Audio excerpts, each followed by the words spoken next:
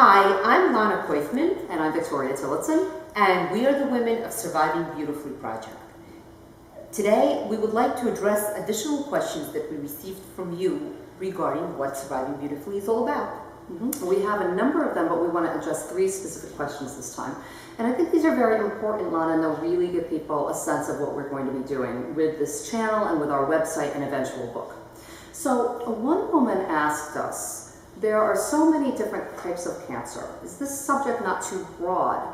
And let me add in there also, we got a lot of questions about reconstruction. But we want to make sure that people understand that we're not only limited to breast cancer. We're going to be talking about other things as well. Maybe you'd like to elaborate a little bit. Yeah, absolutely.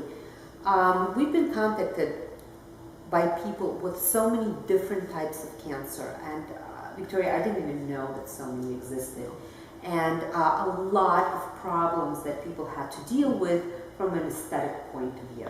They had a lot of questions, and we will be doing our best to address all of these questions. And many questions have to do with reconstruction of various body parts, various jaw reconstruction for some people, and a lot having to do with scar treatment, because surgeries do leave scars, and we do have preliminary things that one can do to better their situation. It's very, very important that we address many issues, and we welcome questions from you with regard to any of these issues that you might encounter, and we welcome questions from men because we know you guys have them as well. Exactly. And we know that there are sort of global issues that everybody experiences as a result of chemotherapy, but there are things that are very, very specific, and we are going to be addressing those as well in terms of cancer above the neck and so forth, ovarian cancer. So there are lots of different things, and we really want to make sure that we cover as much ground as possible to be able to help as many people as possible. So, here's another question that is, I think, very important for us to address. And we've had some objections. We've heard some objections from women and from viewers and so forth, that they feel that maybe we might be making light of a very serious subject. I mean, how can we assure you that this is more than that? Well, there are 2 very important points to make on this subject. First of all, we want to give hope to people that they have not lost control of their lives, that even at this point they can make decisions that to help themselves in the future. We also have encountered some really bad stories, unfortunate stories about lack of information and where it could lead. For example, we have one person who had started off with small mouth sores that could have been easily treated, but she was not provided information. She did not know how to treat them. And unfortunately, she wound up losing most of the teeth in her mouth. And we don't want these things to happen. We fighters, survivors, have gone through enough. And if there are things we can do ourselves to prevent these terrible things from happening in the future, we want to give that information. And secondly, I'm always horrified by people telling me, oh my God, if I get cancer, then I'm just going to die. And I have not seen my gynecologist in 5 years because I don't want to deal, I don't want to be scarred, I don't want to be deformed. It's incredibly important to have early detection, because at this point, early detection is the cure. I had no idea what it meant when I was diagnosed myself, but basically it means your chances of survival go up, and your chances of living a normal, wonderful, beautiful life post-treatment go up. So we would like to reassure people and maybe reach out, even if we reach out one woman and tell her that please go to your gynecologist, please get checked out, tell people that please have your skin checked out by a dermatologist, and that you can do things to take preventative measures.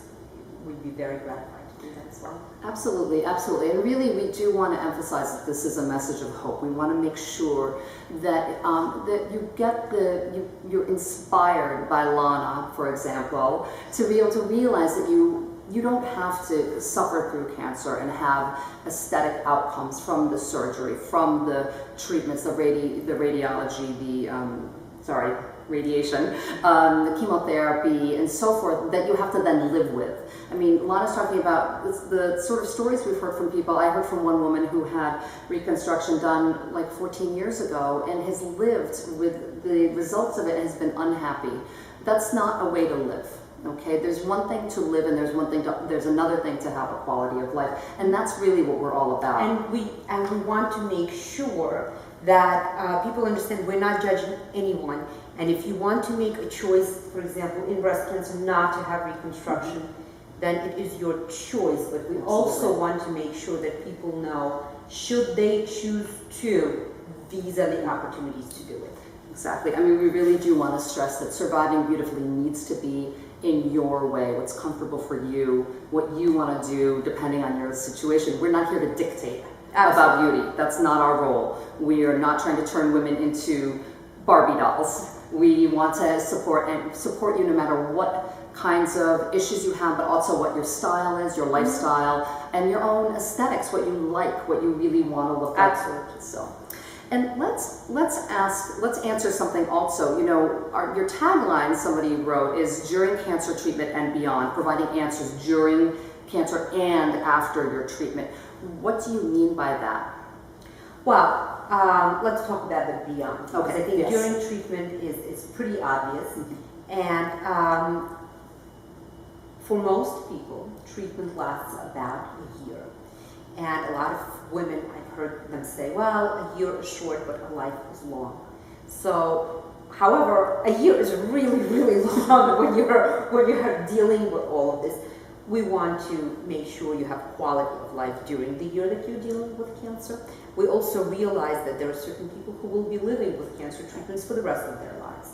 And we will be providing a message and opportunity and answers to questions for people as well, these people as well. And then also there are, once you're done with that year of treatment, maybe you want to rejuvenate yourself. Maybe you're left with some, maybe a little beat up by the experience. And then there are wonderful things that you can do for yourself to just make yourself look better and feel better. Absolutely. I think that once you go through a terrible, I can say terrible, terrible situation like cancer, this offers you a chance to form a new life in a sense. I mean, you want to get back to your old life, but it also is going to offer you a chance to, I think a lot of people start to think differently about their lives. So it might be a good time to sort of, like Lana says, like rejuvenate and so forth. But also I've found in speaking to women that some of the things that they sort of tolerated before they were treated, they're like, I don't need to tolerate this any longer. I had problems with my skin before, and you know what? I'm alive. I'm very grateful to be alive. Yeah. I'm living a wonderful life, and I don't need to put up with that any longer. I can do something for myself. Yeah. So that's, I think, really what we mean about it. It's not just during. We're really giving a message of hope for also after. So we would like to hear from you. What questions do you have? We will be interviewing experts in the fields of beauty, such as top-of-the-line stylists, makeup artists. We will be speaking to dermatologists and plastic surgeons. So please reach out to us and let us know your questions, and we will address them to the experts. Thank you. Thank you. See you next time.